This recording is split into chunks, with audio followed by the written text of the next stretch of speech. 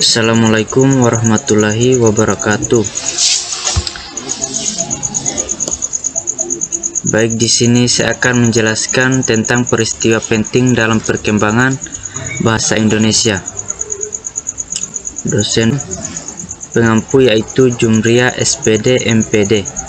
Perkenalkan, nama saya Rizky Amin, NIM 2122111042, Prodi Ilmu Komputer. Baik, langsung saja. Pada tahun 1936, di mana pada tahun ini Sultan Takdir alias Jahbana menyusun tata bahasa baru, yaitu bahasa Indonesia. Meskipun pujangga baru membawa pembaruan bagi bahasa dan sastra Indonesia, tetapi bahasa yang dipakai masihlah bahasa Melayu tinggi yang murni.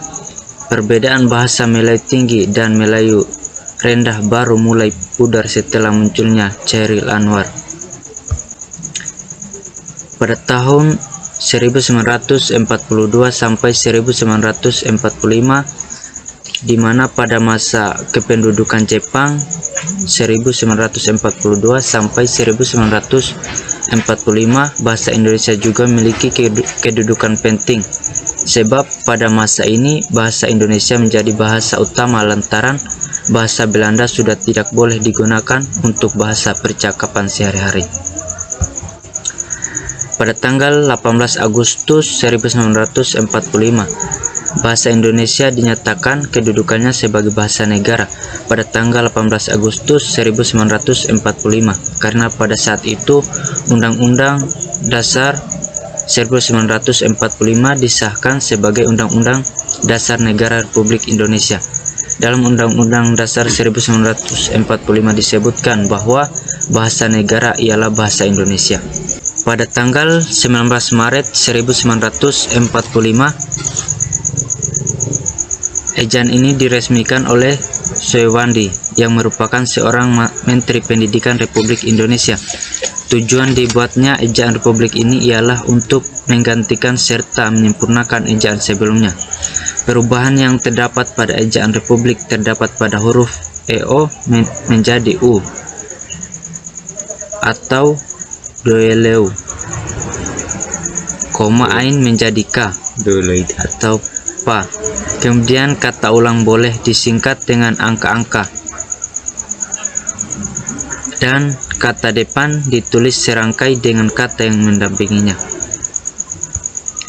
Pada tahun 1948, pada Maret 1948, pemerintah Republik Indonesia membentuk lembaga bernama Balai Bahasa Yogyakarta di bawah Jabatan Kebudayaan, Kementerian Pendidikan, Pengajaran dan Kebudayaan.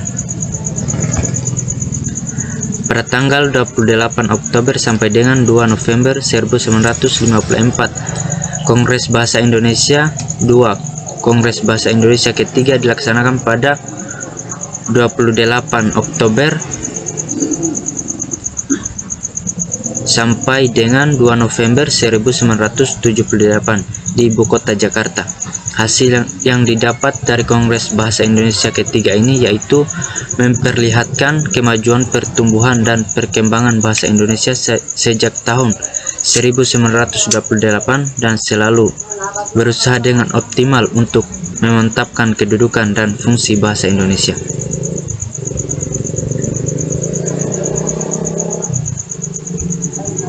Pada tanggal 16 Agustus 1972, tanggal 16 Agustus 1972 ini Haji Muhammad Soeharto, Presiden Republik Indonesia, meresmikan penggunaan ejaan bahasa Indonesia yang disempurnakan melalui pidato kenegaraan di hadapan sidang DPR yang dikuatkan pula dengan keputusan Presiden nomor 57 tahun 1972. Pada tanggal 31 Agustus 1972, pada tanggal 31 31 Agustus 1972, Menteri Pendidikan dan Kebudayaan menetapkan Pedoman Umum Ejaan Bahasa Indonesia yang disempurnakan pada Pedoman Umum Pembentukan Istilah Resmi berlaku di seluruh wilayah Indonesia. Pada tanggal 28 Oktober hingga 2 November 1978 diselenggarakan Kongres Bahasa Indonesia 3 di Jakarta. Kongres yang diadakan dalam rangka memperingati Sumpah Pemuda yang ke-50 ini selain memperlihatkan kemajuan, pertumbuhan dan perkembangan bahasa Indonesia sejak tahun 1928. Pada tanggal 28 Oktober hingga 2 November 1978 diselenggarakan Kongres Bahasa Indonesia ketiga di Jakarta.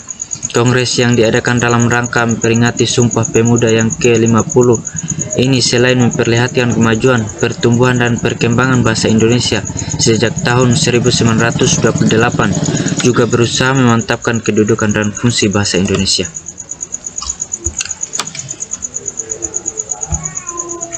Pada tanggal 21 sampai 26 November 1983 diselenggarakan Kongres Bahasa Indonesia keempat di Jakarta. Kongres ini diselenggarakan dalam rangka memperingati Hari Sumpah Pemuda yang ke-55.